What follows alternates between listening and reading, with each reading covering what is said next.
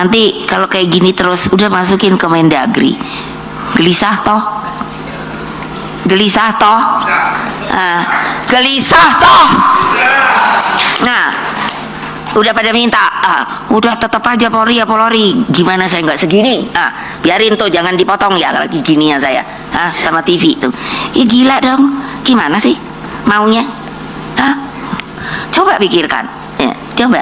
Saya akan lihat, kok pangkatnya apa yuk? Apa ya, saya ini suka lupa pangkat pula. Kalau kombes itu kan koyok kolonel ya. Nah kalau apa gitu ya, enggak, bawah lagi apa, orang polisi loh, bukan. Kalau polsek itu apa kira-kira? AKBP, AKP. Jadi kalau diinikan sama TNI itu apa itu? Lah ya paling enggak kan terus yang dihukum kapten sama prajurit-prajurit gitu. Jadi saya akan liatin kita kemana ya itunya jenderal nih.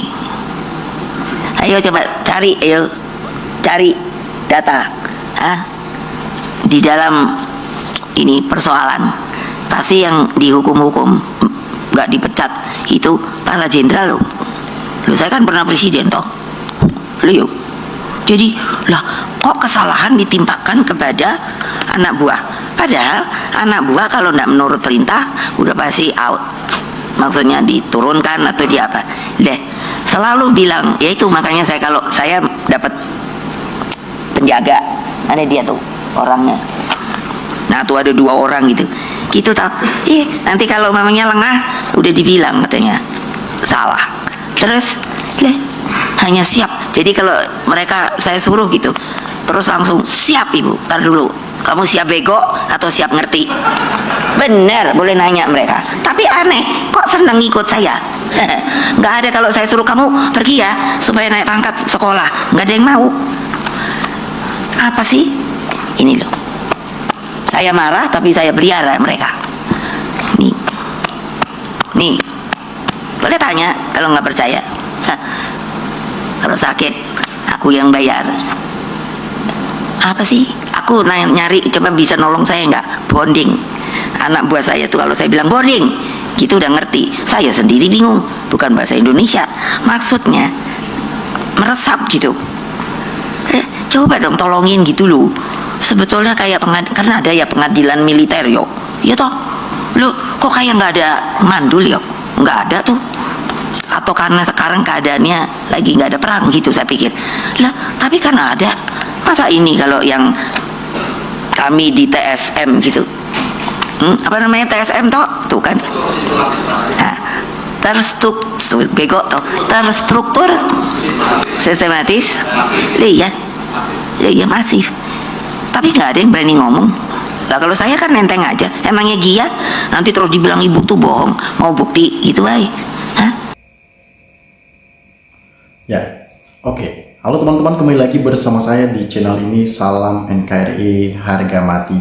Teman-teman, dalam video ini kita telah mendengarkan sebuah edukasi yang disampaikan oleh seorang ketum PDI Perjuangan yang artinya Ibu Megawati, yang sangat cinta dengan negeri ini, mencintai anak-anak bangsa dan mempedulikan mereka-mereka yang terlantar, orang-orang yang tidak mendapatkan suatu hak dalam keadilan, kesejahteraan. Pastinya PDI Perjuangan akan menjadi tombak utama dan garda terdepan dalam mengatasi hal-hal seperti itu. Nah, seperti yang terjadi saat-saat ini, apa yang kita lihat ya, harapan-harapan Ibu Megawati dalam mewujudkan kesejahteraan di kalangan-kalangan masyarakat itu ada banyak hal. Namun ada orang-orang yang ingin mencegah dan jegal kebaikan seorang Ibu Megawati ini, yang memang Mulyono bertentangan sekali terhadap dia. Namun pidato yang disampaikan oleh Ibu Megawati ini tentunya ini sebuah kalimat-kalimat yang kita bisa artikan bahwa kebaikan Bu Mega itu tiada taranya. Nah, saya juga setuju.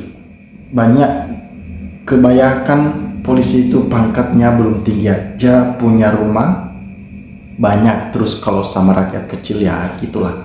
Rakyat kecil setuju karena Polri di bidang apapun sangat arogan. Ya. Saya rasa itu sudah pas kalau polisi itu di bawah naungan Kemendagri karena Polri itu sipil bersenjata, bukan militer, dan lebih baik kalau Polri di bawah naungan TNI dikembalikan seperti semula di era Orde Baru. Nah, ini yang diminta oleh seorang Ibu Megawati. Inilah omongan yang berkelas dari seorang politikus yang memang sudah berpengalaman dan banyak hal yang sudah ia capai dan juga ia pernah lihat pekerjaan-pekerjaan seluruh para Polri, TNI, dan panglima-panglimanya, bahkan presiden. Sayangnya, Bu, omongan Ibu tidak populer di para politikus Indonesia, banyak disalahgunakan. Bravo Bu, jangan takut untuk kebenaran dalam mewujudkan kesejahteraan di tengah-tengah Polri yang begitu arogan saat-saat ini. Betul, kepolisian harus di bawah TNI supaya tidak nambah songong, supaya hukum bisa ditegakkan. Polisi rusak karena dipaksa Mulyono jadi berpolitik menjadi jangosnya, sehingga di zamannya Kapolri menjabat 4 sampai 5 tahun agar dapat digunakan. Ya, itulah yang terjadi. Kenapa? Karena mereka diintervensi dengan pemimpin-pemimpin yang ada. Nah, ini yang selalu diingatkan oleh Bu Mega. Jangan ada intervensi dari presiden, karena itu tidak baik. Mereka menjalankan tugas mereka sesuai dengan aturan-aturan yang ada. Itu yang lebih baik. Nah, dicoba dulu jabatan Kapolri dilakukan evaluasi kinerja secara reguler 2 atau 1 tahun oleh DPR sebagai bentuk pengawasan, kalau tidak benar ganti. Kembalikan ke TNI, ABRI, atau kalau tidak ya ke dalam Mendagri saja. Sering arogan karena punya senjata ya dan kekuasaan yang berlebih, jadi harus ke Mendagri sebagai sipil dan tidak dipegangi senjata. Kalau punya senjata ya ke ABRI ataupun TNI. Ya. Harus Bu diusahakan masuk ke departemen. Secara apapun PDIP banyak dirugikan oleh polisi di zaman Jokowi. Lebih parah lagi ya, secara politik PDIP sangat merugikan dengan adanya Parcok. Tidak ada alasan bila polisi wajib dan harus dibuang ke departemen atau di Kemhan agar ke depan tidak dimanfaatkan lagi oleh penguasa. Seperti TNI itu bagus karena dia tidak di bawah presiden. Nah, itu yang lebih keren. Jadi intervensi yang dilakukan oleh Mulyono dan Parcok-Parcok yang begitu luar biasa saat ini maraknya, kita harus jegal hal-hal seperti itu supaya tidak terjadi. Ya, kenapa ada yang kontra? Pasti takutkan polisi di bawah Mendagri. Ya, polisi bukan pejuang tapi gaya sok seperti militer. Itu yang terjadi saat-saat ini. Nah, teman-teman silahkan berikan tanggapan teman-teman di dalam kolom komentar ini, sehingga kita dapat bertukar pikiran antar satu dengan yang lain lewat kolom komentar ini. Terima kasih teman-teman. Lens Netizen melaporkan.